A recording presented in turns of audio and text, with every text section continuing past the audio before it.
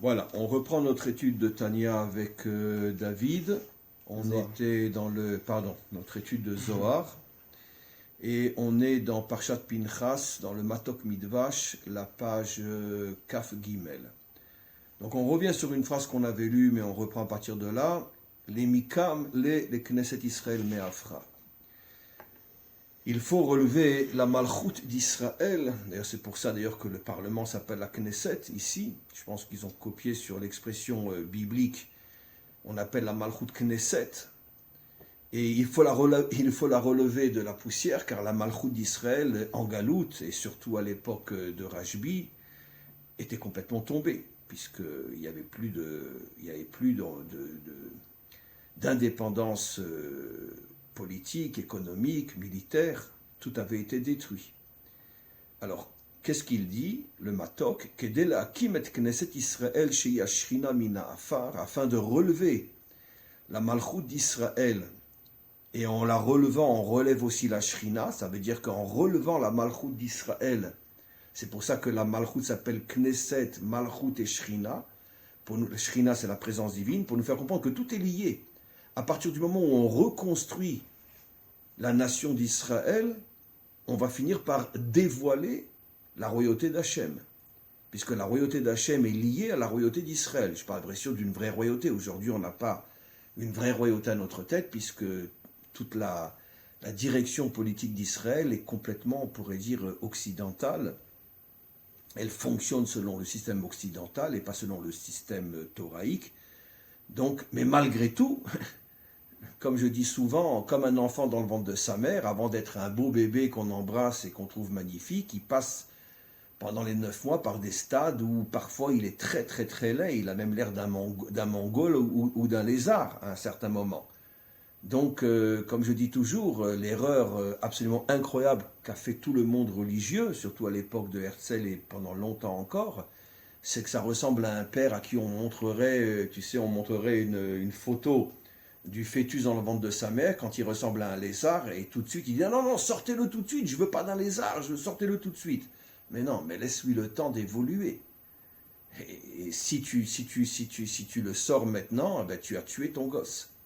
Mais c'est exactement l'erreur qu'a fait le monde religieux quand ils se sont opposés au sionisme laïque. Je précise, je suis 100% d'accord avec eux que le sionisme laïque est anti-Torah, anti tout ce que vous voulez. Je parle au niveau idéologique, je ne parle pas du sioniste laïque de la rue. Aujourd'hui, c'est plus de l'idéologie, il est né comme ça, un point c'est tu. Mais je parle du sionisme laïque d'il y a 150 ans, et ça a duré encore quelques décennies. C'est évident que cette idéologie était anti-identité juive authentique. Mais d'un autre côté, c'était le chemin par lequel on devait passer pour arriver petit à petit à la délivrance finale. Et donc le fait d'avoir refusé de se lier à ce processus, c'est comme un père qui demande à son épouse de faire tomber le bébé parce qu'il est moche et ne lui laisse pas le temps de devenir un beau garçon. Donc, il y a tout un processus qui permettra de dévoiler aussi la royauté d'Hachem. Et Rotzelomar, c'est-à-dire Shaliede Asmol, grâce à la Gvura, ça c'est ce qu'on avait vu le dernier cours, comment qu'on va relever la Malchut d'Israël et la Malchut d'Hachem, pas avec le chesed, pas avec la bonté, pas avec la charité, pas avec la gentillesse, pas avec les compromis et baisser la tête, etc. Non, avec la force, avec la puissance, avec le don de soi, avec la capacité de se mettre en danger et même de se sacrifier s'il le faut. C'est ça le côté gauche. Thoraïque, bien sûr, ça n'a rien à voir avec la gauche politique. Mali mota meolam abriya, anikra afar le atzilut, et on fait remonter la malchut, bon, je traduis d'après le sens, de tout en bas, et on la ramène dans le monde de Hatzilut, qui est le monde où il y a la connexion entre la royauté d'Hachem et la royauté de l'homme. À partir du moment où c'est un vrai dirigeant comme David. Tu veux rajouter quelque chose, David ? La notion de force et de puissance, parce que j'ai entendu une fois à la télé un ancien député de gauche qui disait oui, nous on cherche pas la guerre, nous on cherche un statu quo, on cherche la paix, etc. Alors, la politique, par définition, c'est des compromis, etc., etc. Mais en fait, ce qu'ils n'ont pas compris, c'est que quand nous, c'est-à-dire, on va dire, les gens plus à droite, prônent la force et la puissance, c'est pas dans le but de trouver la guerre et de faire la guerre. Non. C'est tout le contraire. C'est-à-dire qu'en vérité, on a le même but. Simplement, on n'est pas d'accord sur les moyens pour y arriver. Lui, il dit que la paix passe par des compromis. Et nous, en fait, on ne dit pas qu'on veut la guerre, on est des sanguinaires pour être sanguinaires. Nous, on dit que la paix s'obtient par le respect qu'inspire la force et la puissance. Absolument. Alors, je vais juste confirmer par 2 exemples thoraïques ce que tu dis. D'abord, le premier exemple, c'est avec Aaron et la faute du veau d'or. Aaron, quand il a vu que le Erev Rav a tué Hur, à ce moment-là, il a commencé à chercher à éviter une nouvelle effusion de sang, un nouvel assassinat. Bien sûr, il pensait à lui, et donc les compromis, la paix, etc. Et ça lui a été terriblement reproché, puisque, comme on le sait, Hachem a voulu exterminer toute sa famille, lui, son épouse et ses quatre enfants, parce qu'il a osé faire un compromis d'idolâtre avec les idolâtres, d'idolâtrie avec les idolâtres. Le veau d'or, il a été complice dans la faute du veau d'or, sans la prière de Moshe qui l'a sauvé, lui, son épouse et 2 de ses enfants, et 2 de ses enfants, malgré tout, sont morts, Nadav et Avihu. Nos maîtres expliquent exactement ce que tu dis, que si Aaron s'était tenu devant le Erev Rav et leur avait dit, vous faites de moi ce que vous voulez, mais je ne céderai pas, je ne vous aide pas, et je refuse le veau d'or, eh bien, devant, on pourrait dire, cette puissance que Aaron aurait dégagée, finalement, ils auraient abandonné le projet.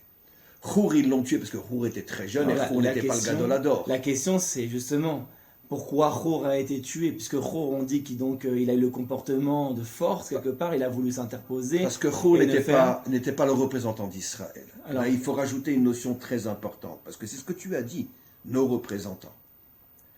Quand c'est quelqu'un du peuple, Hur était très jeune, c'était quelqu'un du peuple. C'était le fils de Myriam. C'était le fils de Myriam, c'était quelqu'un d'extraordinaire, le fils de Myriam. Mais d'un autre côté, il n'avait encore pas vraiment des responsabilités, il n'était pas un dirigeant d'Israël. Simplement que, bon, il était le fils de Myriam, donc le neveu de Moshe, le neveu de Aaron. Donc malgré tout, il avait quelque chose de fort en lui, mais c'était encore un jeune.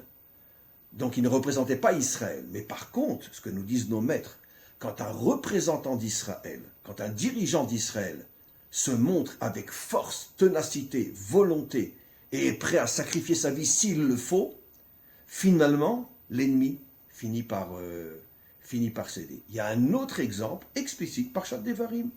Regarde ce que dit Parshat Devarim. Hachem dit, par la bouche de Moshe, si vous n'aviez pas envoyé des explorateurs, et si vous aviez véritablement fait entièrement confiance à Hachem, et que vous vous étiez pointé à la frontière de Canaan, les Cananéens se seraient enfuis et n'auraient même pas voulu se battre contre vous. Parce qu'ils auraient vu votre puissance et votre détermination. Il n'y a même plus besoin de faire la guerre. Il n'y a plus besoin de faire la guerre. Un Rashi explicite.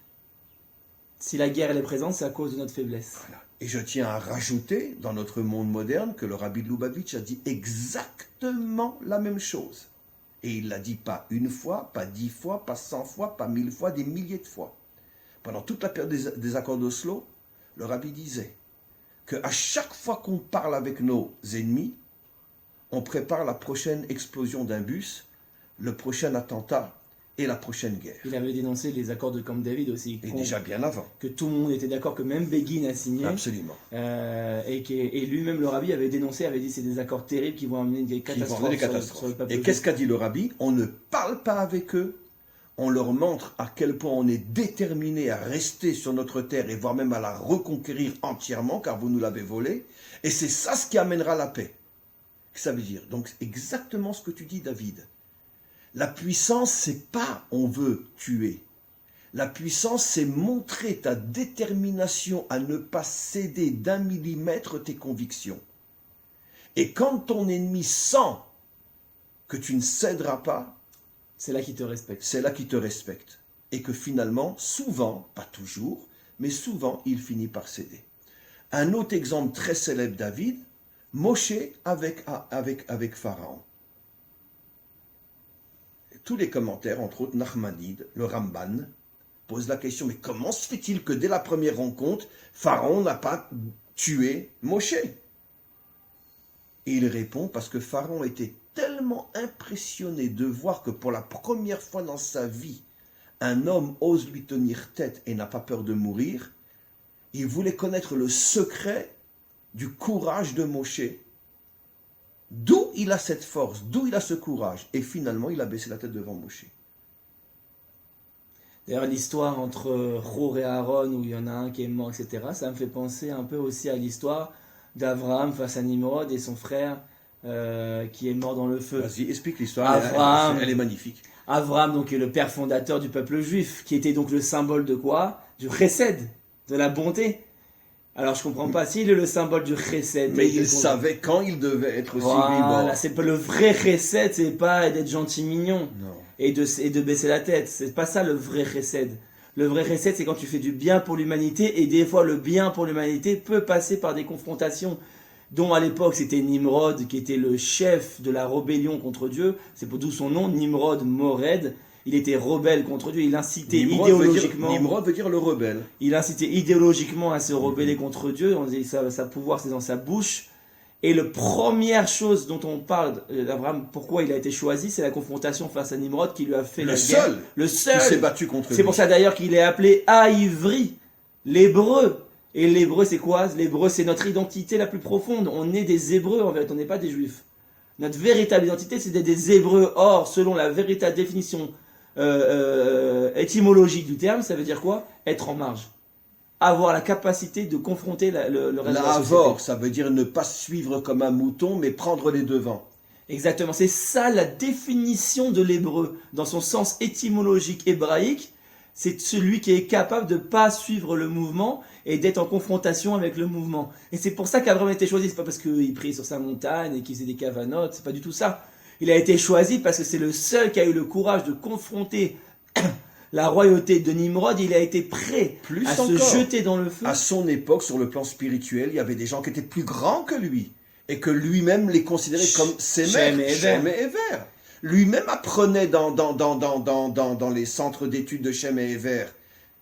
Donc ça veut dire que sur le plan spirituel, il n'était pas forcément le plus grand. Non. D'ailleurs, la Gemara Brachot nous dit, c'est le premier à avoir appelé Dieu Adnout. Aleph, Dalet, Nounoud, Adon, mon maître. Ça fait allusion à des secrets kabbalistiques, puisqu'on sait que chaque nom divin, c'est une facette de Dieu. Et comme on sait, Adnout, c'est la facette de la Malchut. Absolument. Il y a 10 sphirotes, et Dafka, la Malchut, ça s'appelle Adnout. C'est-à-dire que c'est le premier à avoir dévoilé Dieu en tant que roi dans ce monde. Ça veut dire que tu n'es pas seulement un être spirituel, tu es un dirigeant de ce monde. Mais Dafka, tu peux être moins spirituel. Et Dafka, les gens de Malchut sont en général moins spirituels, comme on le voit aussi avec Yehoshua. Pourquoi Yehoshua a été nommé? Vous savez, le Midrash Rabbah dit explicitement que Moshe ne s'attendait pas du tout à ce que Yehoshua soit nommé. Il pensait que c'était un de ses fils qui allait être nommé. Pourquoi? Parce que ses fils étaient beaucoup plus grands en sagesse et en étude de Torah que Yehoshua. Dafka Yehoshua avait une petite sagesse en Torah. Alors le Midrash dit pourquoi Yehoshua a été choisi. D'ailleurs, à tel point qu'il y avait une descente spirituelle entre Moshe et Yehoshua, que les grands du Sanhedrin, comme c'est rapporté dans la Gemara Baba Metzia, page 75, ils ont dit Oy Leota Boucha, Oy Leota Klima. Malheur, quelle honte de voir une telle descente spirituelle entre Moshe et Yehoshua. D'avoir confié la direction de Moshe à Yehoshua. Parce que c'était qui Yehoshua? C'était le petit servant qui a arrangé les bancs et les chaises pour... Mais c'était un combattant. C'était un combattant. C'était quelqu'un qui était sur le terrain. Dafka, il était moins spirituel. C'est lui qui a été choisi pour combattre Amalek. Il avait un moins grand niveau en chorma, etc. Mais il avait une force de combat. Et ça, c'est la force d'Abraham. C'est-à-dire qu'il a été prêt à se jeter dans le feu Abraham face à Nimrod pour montrer que je suis prêt à mourir pour combattre. Il y a plus de questions Pikuach Nefesh, pas Pikuach Nefesh. Quand il s'agit de combattre pour la Malchut d'Hachem, ça rentre plus en jeu. Et pourquoi son frère qu'il avait suivi dans le feu a été tué? On peut poser la question. Comme avec Hur, il est mort. Comme avec Hur. Il a voulu faire pareil. Pourquoi? Parce que Rachid nous dit la Kavana n'était pas la même.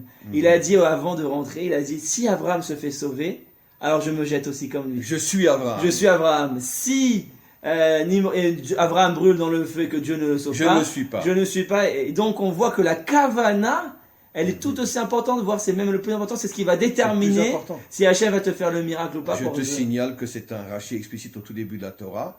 Israël alla bemarshava. Mot à mot, incompréhensible, Israël est monté jusque dans la pensée.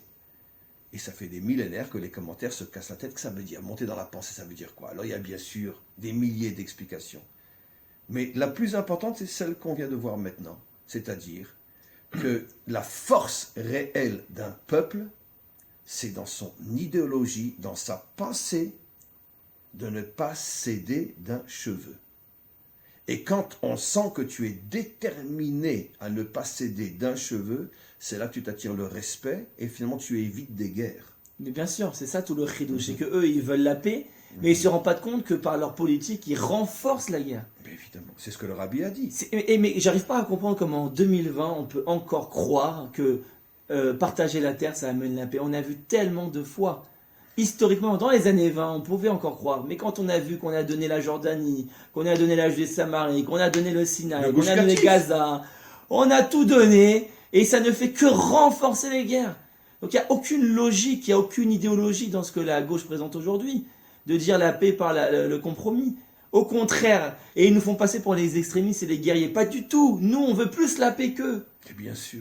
C'est nous qui voulons plus la paix Mais qu'eux. on sait que pour avoir la paix, il faut que ton ennemi voit que tu es déterminé à ne rien céder. D'ailleurs, vous avez dit la Marshava, c'est le premier Rashi, quand il dit Bereshit bara Elohim, quand Dieu il a créé le monde, il a créé par Elohim, c'est-à-dire la mida de Gvura, la mida de force, de rigueur, de din. Dans la Marshava. Et Dieu il dit Allah bemarchavto. Rashi il dit Bebidatadin. c'est-à-dire que la Marshava, comme vous avez dit, C'est le din. la C'est première rigueur. pensée, c'est la rigueur.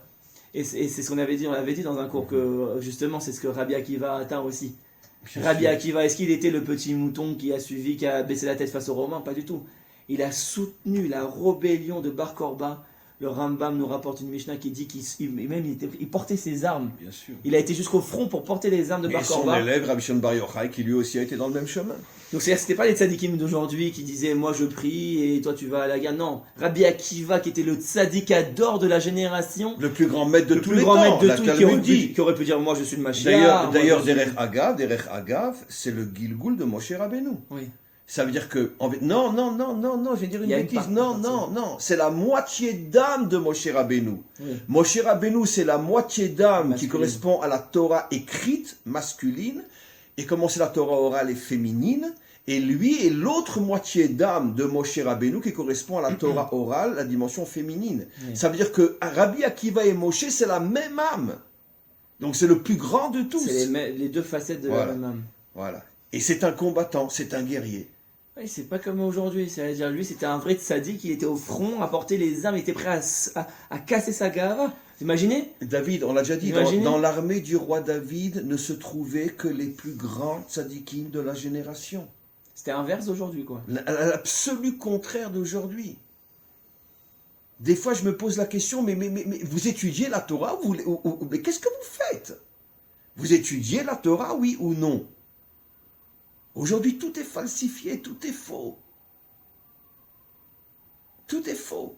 À l'époque, c'était les plus grands tzadikim d'Afka qui allaient à l'armée et qui défendaient la terre d'Israël parce qu'ils savaient que la mitzvah de défendre son peuple et de défendre la terre, c'était très très très élevé. C'est une mitzvah absolument incroyable. Très très élevé. Et Rabbi Akiva, il est mort. Rabbi Akiva, il est mort dans la rébellion puisqu'il a été Tu sais capturé ce que- par les Romains tu sais ce que et dit- ils l'ont dépecé. Tu sais Il ce est que mort dit dépecé vivant. Rabbi Nachman, dans l'Écouté Moharam, si je ne me trompe pas, la Torah 23. Il dit la définition d'un tzaddik. Maintenant, je ne vais pas plus loin. Tu fais aujourd'hui, tu sors, tu vas demander aujourd'hui définition d'un tzaddik. Bon, je préfère m'arrêter. Rabbi Nachman dit ne s'appelle tzaddik que celui qui travaille, qui vend, qui achète, et que tout ce qu'il fait, il le fait avec droiture, sans jamais ne rouler personne, et avec une émouna absolument incroyable, que c'est pas la peine qu'il travaille 20 heures par jour et sacrifier son temps d'étude et son temps de prière. Il travaille 3-4 heures par jour, il fait confiance absolue en Hachem. Ces 3-4 heures, il travaille avec honnêteté, droiture et morale, et tout le reste du temps, il se consacre à étudier, à prier, à aider les autres. Et ça, il le dit, c'est le vrai tzaddik. Si quelqu'un n'est pas confronté à ce monde matériel dans lequel il y a tant de tentations et de possibilités de mentir pour gagner plus, si quelqu'un n'a pas cette expérience, il ne s'appelle pas un tzaddik. Alors on peut poser la question, et Rabbi Nachman apparemment il n'a pas été travaillé, mais sache, David, que Rabbi Nachman pendant des années, d'accord, à son époque déjà, il y avait pas mal de juifs qui étaient de grands voyous et qui allaient dans les bars et avec des prostituées russes, ukrainiennes, etc. Rabbi Nachman, c'est rapporté par Rabbi Nathan, avait l'habitude une fois par semaine de rentrer dans ces bars-là, de s'asseoir avec ces voyous juifs en plein milieu des prostituées, de la musique et du vin, et du vin pas cachère, d'accord? Et il était avec eux, il leur parlait, il jouait aux cartes avec eux, dit Rabbi Nathan, et tout ça dans le but de les ramener. Ça veut dire qu'il avait, oui, une confrontation avec le monde matériel. Rabbi Nachman, quand il allait dans les cafés, il avait 18, 20 ans, 22 ans. Entouré de belles prostituées ukrainiennes, il aurait pu tomber lui aussi. Évidemment, il n'est jamais tombé. Ça veut dire qu'il a pris le risque de se mettre dans une situation où peut-être à force il va devenir comme eux, et finalement il est arrivé à ramener des dizaines de voyous, à leur faire teshuva, En vérité, et ils sont devenus ses élèves. C'est l'essence de la marloquette entre le monde Haredi et le monde, à l'époque c'était Chassidut, Chabad, etc. C'est-à-dire, est-ce que quand je vais sortir à l'extérieur pour essayer d'influencer mon extérieur et de le sanctifier, de ramener un juif, 10 juifs à la Torah, est-ce que moi-même je vais régresser? Et est-ce que le fait que je vais régresser, parce que forcément quelque part, quand je sors de ma propre bulle que j'ai construite, à un moment donné je prends un risque, quelque part je ne peux pas rester aussi sain et pur que si j'étais dans ma bulle.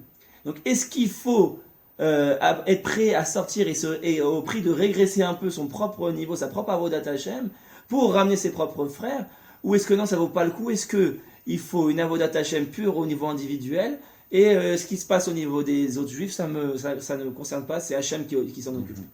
C'est le fond de la marloquette en vérité. C'est le fond. À chaque fois qu'on dit il faut aller sortir, il faut changer, il faut influencer, ils te disent oui, mais toi tu peux régresser. Si je me retrouve Shabbat à table pour essayer de faire, etc., et que par exemple, ils font pas très bien à la cache-route au niveau de la vaisselle ou quoi, alors je vais devoir manger dans des. Comment ça se passe? C'est problématique si je mange dans une assiette pas cachée au prix de vouloir ramener tout le monde et de vouloir faire connaître la doucha à tout le monde, etc. C'est la vraie marloquette. Tu sais que le Baal Shem Tov, c'est rapporté dans les écrits de ses élèves, avait l'habitude à Sukkot de faire une soukha qui était avec toutes les, on pourrait dire, avec toutes les faiblesses possibles au niveau de la halacha.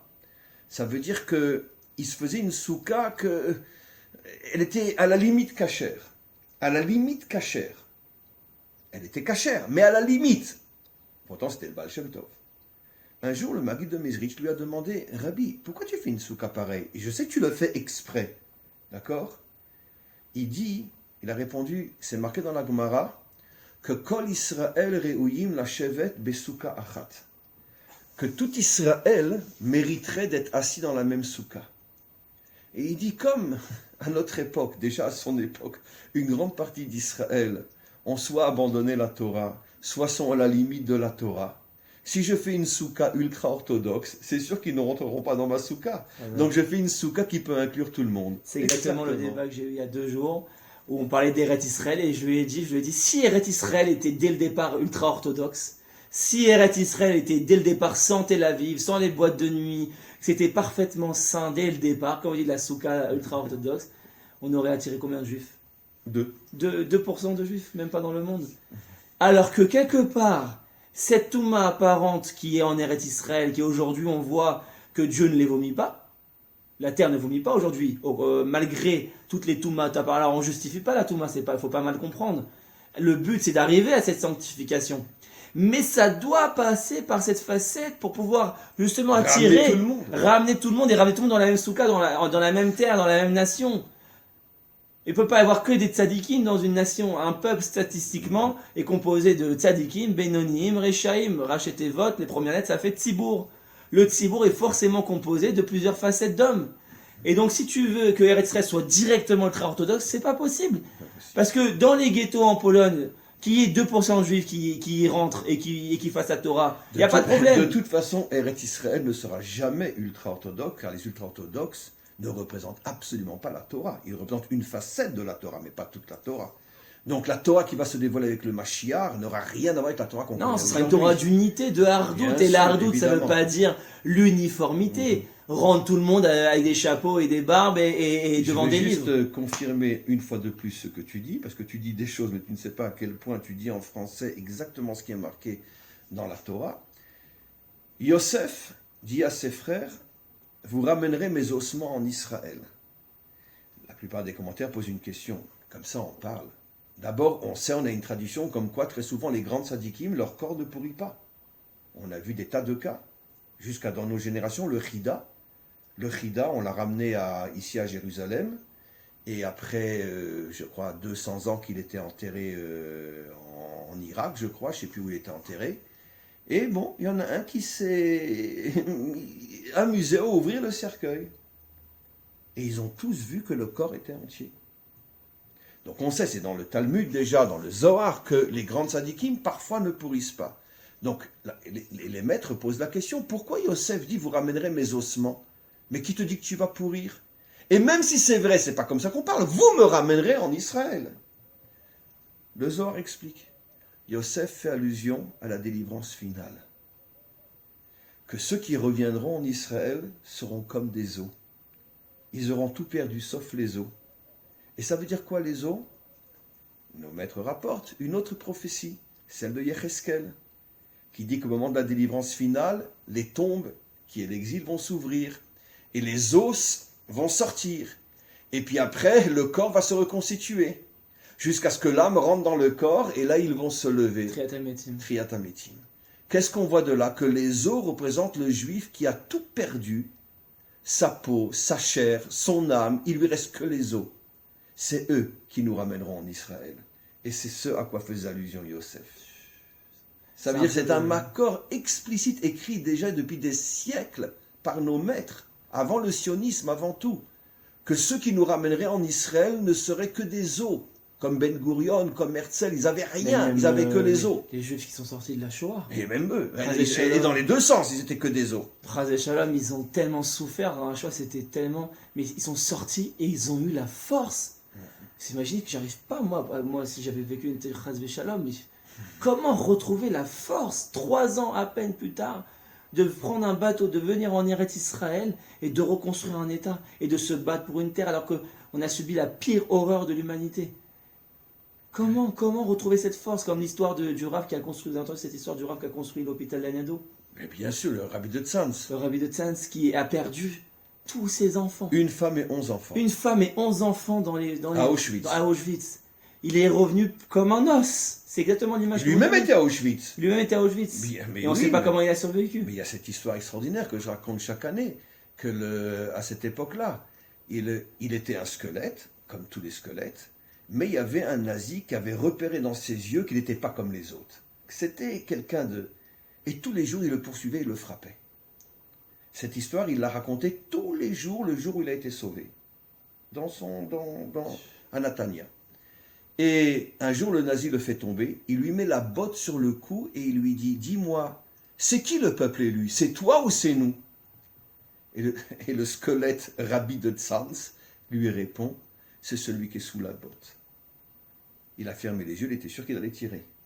L'autre a été tellement stupéfait par le courage de répondre celui qui est sous la botte qu'il est parti, il l'a laissé. Et c'est comme ça qu'il a survécu. Incroyable.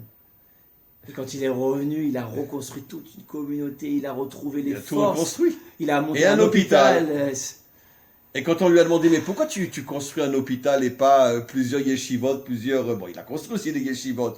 Mais pourquoi tu dépenses des millions à construire un hôpital? C'est pas ton travail en tant que rabbi. Il a dit, celui qui a traversé ce que moi j'ai traversé comprend qu'un hôpital c'est plus important qu'une synagogue ou qu'une yeshiva. Il était une fois de vrais tzadikim, des vrais. Il était une fois. Bon, viens, on continue un petit peu. Parce que je pensais qu'on allait terminer le texte aujourd'hui, mais je vois que grâce à Dieu, toi et moi, une phrase, et on est parti pour 1 heure. Mais bon, de toute façon, le but, c'est pas d'avancer, le but, c'est de dévoiler. Alors, ul kabla le gabé, ul kabel ota etzlo beyamin le sod achib. Alors là, maintenant, on rentre dans une deuxième partie. C'est vrai que tout commence, dit le Zohar, par la gauche politique bien sûr, qui sont des fillettes. Je parle de la gauche dans le sens thoraïque, ça veut dire la qualité de gvoura, de force, de puissance. Mais, malgré tout, la gauche doit se diriger vers la droite. Pas la droite politique, la droite thoraïque, c'est-à-dire le chesed. Ça veut dire que bien que toute la Géoula, comme on l'avait vu ici, pour Cana, toute la Géoula dépend de la gauche, mais malgré tout, la finalité, c'est l'union entre la gauche et la droite. Mais c'est exactement ce qu'on a dit. Ben oui. Non, mais que toute la puissance, c'est-à-dire la mida de Gvora, la force qu'on doit avoir, doit être au service de la bonté, de la paix. Nous, on ne veut pas la guerre. Bien sûr. La Kavana, si quelqu'un il me dit, de droite, il me dit oui, il faut tuer tous les Arabes, etc.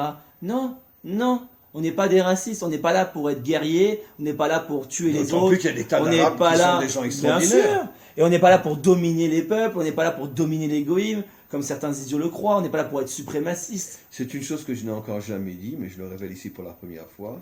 Sage, David, que j'ai ici en Israël un très très grand ami, qui est un musulman. Ouais. Oui. Que je rencontre au moins une fois par mois, on est ensemble, on se parle. Bon, comment on s'est découvert, c'est déjà toute une histoire. Mais un homme extraordinaire. Et chez les Arabes, il y a des hommes extraordinaires. Extraordinaire. Et c'est un musulman. Et un vrai musulman. Mais qui me respecte et que je respecte. Ça veut dire évidemment qu'on n'est pas contre les musulmans.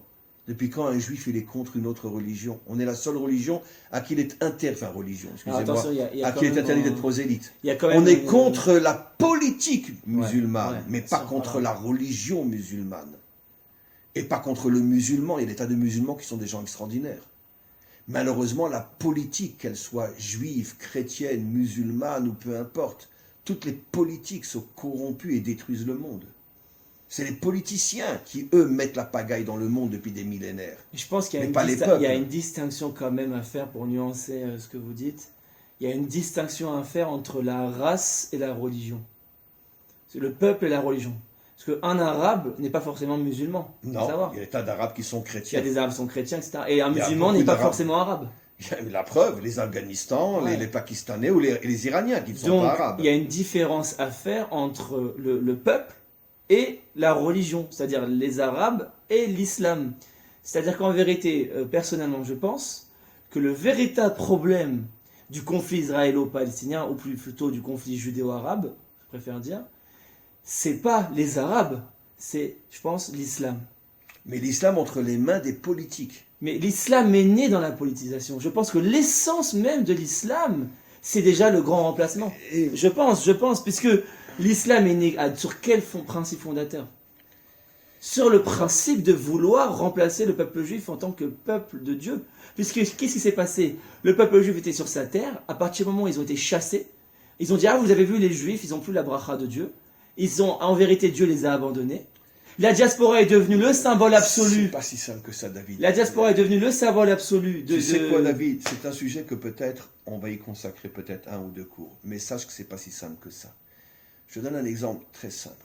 Quel est le pays au monde aujourd'hui, l'un des pays au monde, à part aux États-Unis pour l'instant encore, jusqu'à ce que les démocrates reviennent au pouvoir, où les juifs vivent comme des rois? Tu veux que je te dise où? En Turquie, à Istanbul. Oui, mais encore une fois, c'est parce qu'ils sont soumis à la dîme. Non. C'est le juif qui baisse la tête. Ah non, pas du tout. Mais je sais, j'ai des dizaines d'élèves en Turquie qui viennent me voir constamment ici. Non. 99% des juifs dans le monde ne savent pas que... Mais c'est comme en Iran. Il y a aussi des juifs qui vivent en Iran. Mais c'est exactement le principe d'Amalek, Rav. Non. Amalek, justement, il aime le juif en galoute. Et ça lui pose pas de problème. Oui, mais d'un autre côté, le musulman, même ultra antisioniste, puisque les Turcs et les Iraniens sont les 2 pays qui veulent détruire l'État d'Israël, malgré tout, chez eux, les Juifs vivent avec une liberté absolument incroyable et un respect incroyable. Mais c'est exactement ça le paradoxe. Mais c'est pas comme chez les chrétiens. Chez les chrétiens, on était massacrés. Oui, mais attention, je pense qu'il y a quelque chose de très important à préciser. Les musulmans ont toujours reçu les juifs bien chez eux dans leur pays. Sûr, au Maroc, même au Maroc. Mais c'est exactement ça le problème. Tant qu'on était en Égypte, c'est-à-dire Ça ne dérangeait pas Amalek. C'est-à-dire qu'en vérité, C'est quand le juif, il lève la tête. Le musulman ne veut pas d'une nation juive. Exactement. Mais il n'est pas contre la religion juive. Mais justement, alors que le chrétien est contre la nation et la religion. Je parle le chrétien au niveau des dirigeants, je ne parle pas du chrétien de la rue, bien sûr. C'est ça tout le problème, justement, en vérité. C'est ça l'essence de l'islam. À partir de quand est né l'islam? Quand on est parti en diaspora. Donc, tant on vit dans les pays de diaspora sous leur domination, on n'a pas de problème chez eux. On n'a pas de problème chez eux. C'est ça tout l'essence de leur religion. Sache qu'en Iran, à Téhéran, jusqu'à aujourd'hui, le jour de Simchat Torah, les Juifs sortent avec la Torah bien sûr. dans la synagogue, en chantant en hébreu, et tous les voisins musulmans tapent des mains avec eux et dansent avec eux. Le roi du Maroc cherche à reconstruire la communauté juive du Maroc. Il a rappelé des rabbinim qui sont revenus au Maroc. Donc vous comprenez? שלום, אפשר שנייה? כן, אנחנו באמצע שידור. אז לא כן? נפריע. רק אם צריך טלפון של מישהו שאחראי פה על הבית כנסת... אנחנו לא אחראים על בית הכנסת, סליחה. תודה. Ce qu'on essaie de dire ici, c'est quoi? C'est que l'essence de l'islam est née contre le concept de nation juive. Voilà, mais pas contre le concept de l'identité juive ou de la religion juive. Oui, mais c'est pour ça que les musulmans deviennent fous quand on veut relever la tête et avoir notre souveraineté. Ils sont prêts à venir de Tunisie, d'Égypte, parce qu'on sait qu'Arafat est égyptien et qu'aujourd'hui Ahmed Tibi est tunisien, c'est pas du tout, ça n'existe pas le peuple palestinien de base. Ça a été complètement inventé pour combattre le concept de nation juive justement. Par les Français, par les Russes. C'est les Russes qui ont inventé le peuple palestinien. Le concept de nation juive vient délégitimiser l'islam. Puisque l'islam est né en se légitimisant par la nouvelle alliance du fait que le juif maintenant était en diaspora. Et les chrétiens appellent la nouvelle alliance sur le plan spirituel et l'islam la nouvelle alliance sur le plan national. Les deux s'allient, comme on voit que Esav s'est marié à la fille d'Ishmaël. En vérité, les deux s'allient pour maintenir le juif en diaspora et pour dire les juifs de France, restez en France. C'est les Européens qui sont derrière tout ce qui se passe ici en Israël. Les chrétiens, ils sont comme les musulmans, ils nous disent restez en France, on va vous aider en France. Ils ne veulent pas que les Juifs reviennent en Israël. Ils ne veulent pas que les Juifs retrouvent une souveraineté et une notion de nation. Malgré tout, la différence, c'est que si Israël disparaissait, tous les Juifs qui sont en Europe seraient massacrés. Par contre, ils ne seront pas massacrés en Iran ou en Turquie. Non, ouais. C'est ça la différence. Encore une fois, il y a une différence qu'il faudrait qu'on approfondisse ensemble. Peut-être pas aujourd'hui. Oui. Mais l'islam n'est pas contre le judaïsme. La religion juive. Et contre la Torah, qui est l'identité nationale d'Israël. Vous êtes d'accord avec moi? C'est pire, mais il y a malgré tout une différence. Oui. C'est pour ça que mieux vaut vivre. D'ailleurs, c'est marqué explicitement dans la Gemara. La Gemara le dit explicitement, d'accord?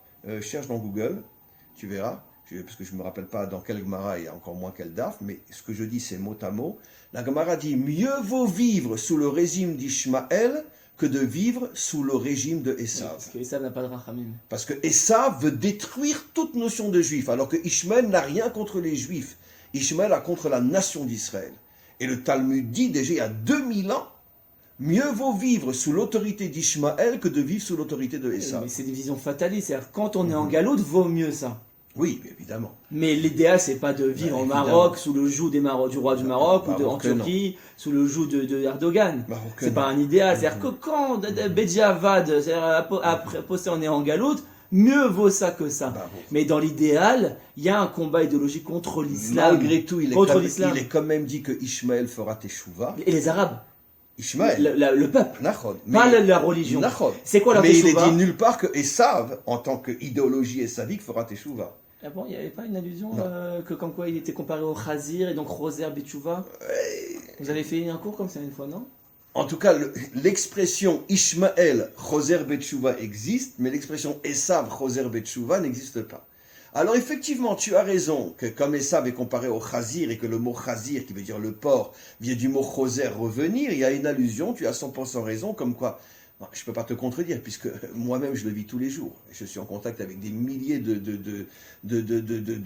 non-juifs de par le monde qui reviennent à un amour et un respect d'Israël et de la Torah d'Israël. Comme Alva et qu'on voit ça chez les juifs. Pas les politiques, les peuples. Les peuples. Exactement. Voilà. Donc c'est pour ça qu'il faut toujours faire la différence entre la direction politique et les peuples. C'est pour ça que je reviens, c'est quoi la solution pour la paix ici? C'est quoi la vraie solution pour la paix? C'est le grand Israël. Parce qu'à partir du moment où on va récupérer nos terres, on va faire disparaître les pouvoirs islamiques en place qui manipulent les peuples.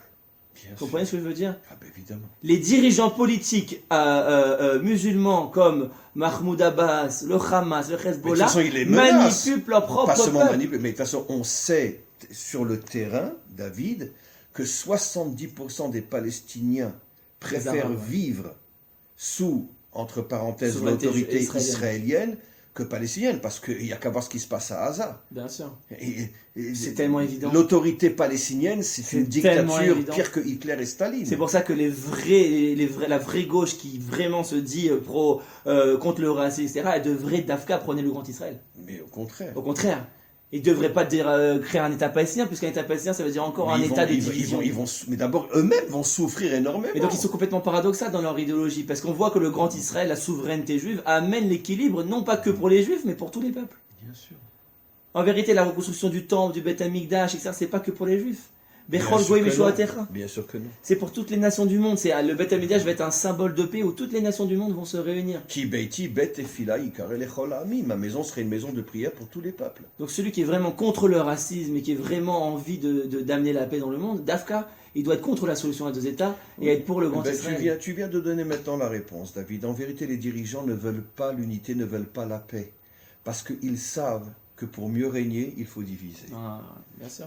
En vérité, ils ont tout compris. Si Israël réussit, c'est la fin de toutes les dictatures, dont la plus grande, c'est la démocratie, qui est la plus grande hypocrisie jamais créée sur Terre.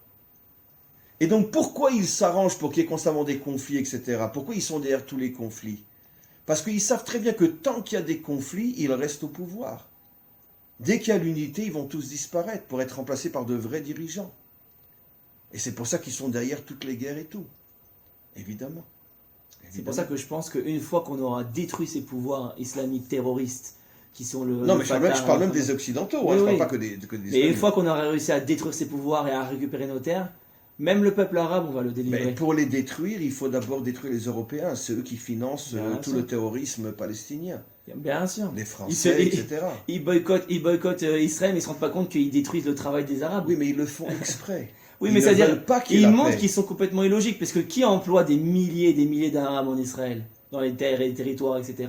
Les sociétés israéliennes. C'est nous qui les faisons travailler. C'est nous qui les faisons travailler. Il y a 100 000 permis de travail accordés chaque jour. Grâce à nous, ils ont de quoi manger. Et ils boycottent ces sociétés. Alors ils ne se rendent pas compte qu'en boycottant ces sociétés, ils détruisent les propres personnes qui veulent défendre. Bien sûr.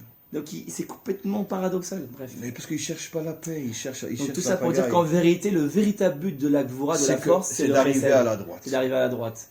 C'est d'arriver à la droite, c'est-à-dire donc que finalement n'est appelé un véritable Gibor, celui dont l'intention est la paix et l'unité. D'ailleurs, tu sais que Rabin avait dit la chose suivante, d'ailleurs, on ne fait la paix qu'entre Giborim. Oui, j'ai entendu Il l'avait ça. dit. Ouais. On ne fait la paix qu'entre Giborim. Ça veut dire que tu ne peux pas faire la paix si tu es lâche. Bon, bien que toute sa politique Et d'Afrique avec les Arabes qui, eux, parlent le langage de la était force. tout le contraire, puisqu'il était prêt à tout donner. Mais quoi qu'il en soit, au moins au niveau de la phrase, même si sur le terrain il faisait tout le contraire, mais au niveau de la phrase, il a dit une phrase qui est exactement ce qu'on voit dans les Zohar aussi.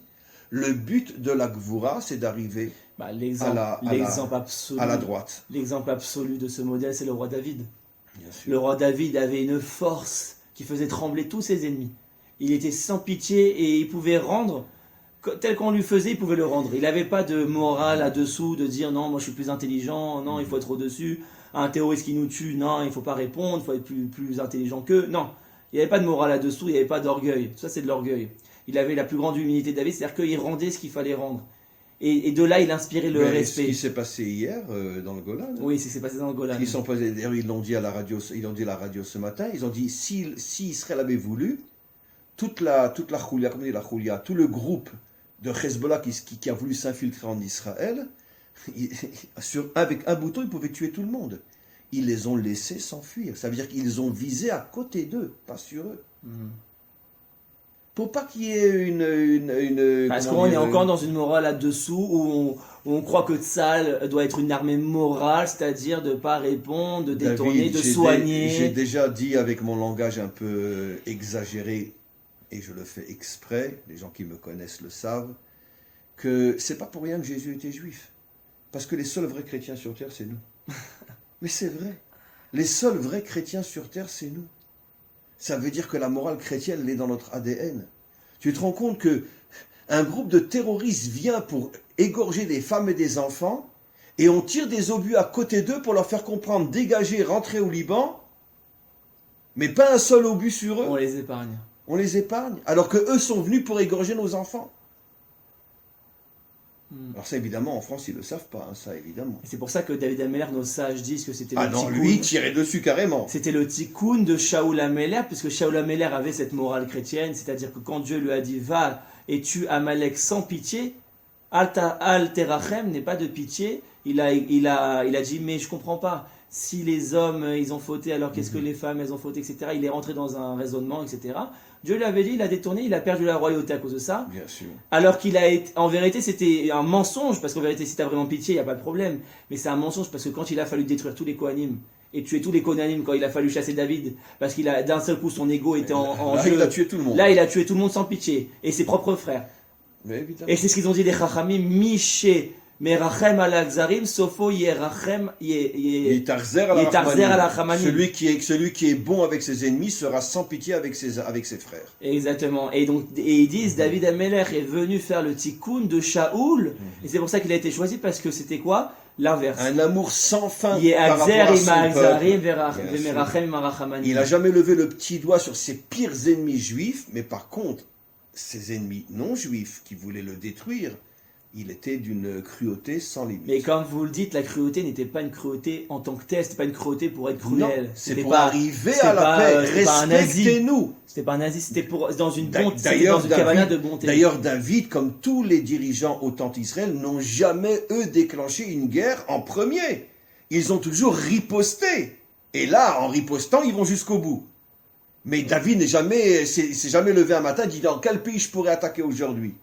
Alors que nous, on était pendant 1000 ans, depuis Yoshua jusqu'à la destruction du premier temple, il y a eu que 40 ans sur 1000 ans, les 40 ans du règne de Salomon, 40 ans sur 1000 ans où on n'a pas été attaqué. Et pas par un peuple, par des dizaines de peuples en même temps, tous les ans. Grâce à David. Comment? Non, déjà depuis l'époque de Yoshua, Ah, l'époque depuis des Yoshua. juges, etc. On était constamment attaqués. Oui, mais grâce à David, il y a eu le temps. Il y a eu 40 ans de 40 ans de tranquillité. Et tranquillité. pourquoi? Exactement ce que tu dis. Parce que comme David a montré qu'on ne se laissait pas faire, finalement, ils nous ont respectés pendant 40 Quelque ans. part, les 400 ans avant David, c'est un peu la période qu'on vit aujourd'hui. Absolument. Sans roi véritable. Et pourquoi après, dès qu'est venu le fils de Salomon, pourquoi il y a à nouveau eu des guerres? Pourquoi? Parce que c'était une fillette. Parce que il avait aucun caractère, ce il bonhomme-là. dégageait pas de force. Et Rechavam, il inspirait la lâcheté et la faiblesse. Donc quand les nations ont vu ça, toutes sont revenues se battre contre Israël. Donc la pire des choses qui pourrait nous arriver, c'est que la gauche reprenne le Comme quoi, on pouvoir. voit que selon la Torah, la morale n'est pas définie au niveau de l'acte. Et c'est quand même un très grand chidouche. Elle est définie au niveau de la l'attention. kavana. Attention. Puisque David, il tuait. Alors, si on définit la morale au niveau de l'acte, eh ben, c'est un rachat. C'est mauvais. Mais son intention était d'arriver à la paix. Et il est arrivé à la paix. Oui, mais ça veut dire que le fait de tuer dépend, en fonction de ton intention, selon la Torah, Bien sûr. ça peut avoir une action qui est sanctifiable, Absolument. même de tuer. Absolument. Puisque David a tué Goliath, et c'était vu comme une bonne chose. C'est pour ça que je dis toujours que le 6e commandement, toujours mal traduit jusqu'à aujourd'hui, Oui. il n'est pas marqué tu ne tueras point, mais il est marqué tu n'assassineras point. Al Tirtzar. Et pas un soldat ta- qui tue n'est pas un assassin quand il tue un soldat en face de lui. Donc il n'est pas marqué tu ne tueras point, qui est la plus falsifiée de toutes les traductions bibliques. Le mot lotirtsar veut dire tu n'assassineras point, ça veut dire gratuitement, sans aucune raison. Mais un soldat face à un soldat, c'est le premier qui tire, sinon l'autre est mort. Donc ça s'appelle tuer. C'est absolument pas interdit par la Oreg. Torah. Pas Oreg. Rotzer. Voilà, c'est marqué. Abba le La Orgecha, Harold. Ashkem le Orgo. C'est ce que disent nos maîtres, celui qui vient pour te tuer, devance-le et tue-le. Donc il y a une permission de tuer dans certains cas, Oui. avec une kavana bonne, pour amener la paix et la sécurité sur son peuple, Bien sûr. mais c'est interdit d'assassiner gratuitement. Absolument. Et c'est ça toute la différence. Mais parce qu'extérieurement, on peut dire à David c'était un assassin, extérieurement parlant. Mais non, c'était un soldat. Non, mais c'est-à-dire quelqu'un de gauche qui va retourner à l'époque de David. Ah, bah évidemment. Il va regarder, il va dire c'est un Évidemment, assassin, bah, David. Évidemment. S'il a tué Goliath, il faut qu'il aille en prison. Bah, évidemment. Vous comprenez? Donc on n'est pas capable de définir, d'aller attraper la morale au niveau de l'intention. Ben, c'est ce qui s'est passé en Israël il y a quelques années avec, comment il s'appelait ce soldat là, qui était en prison. Bah, Elor Azaria. Et Azaria. Le terroriste, il vient, il poignarde 2 soldats. D'accord? Finalement, ils arrivent à le faire tomber par terre. Vient Azaria, il le voit par terre, il tire dessus. Bon, c'est vrai, il était sans défense. Mais enfin, il vient de planter son couteau sur 2 Goliath soldats. aussi était sans défense, puisque le texte nous dit qu'il est tombé et qu'il était neutralisé. David aurait pu dire ça y est, je m'arrête là. Ouais. Non, il a pris l'épée, il lui a coupé la tête. Et ben c'est ce qu'a fait Il a Azaria. fait ce qu'a fait Et Azaria. Azaria était en prison.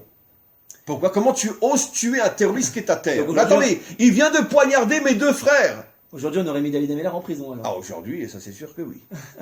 Ça c'est sûr que oui. Mais par contre, tous les terroristes, eux, on le libère.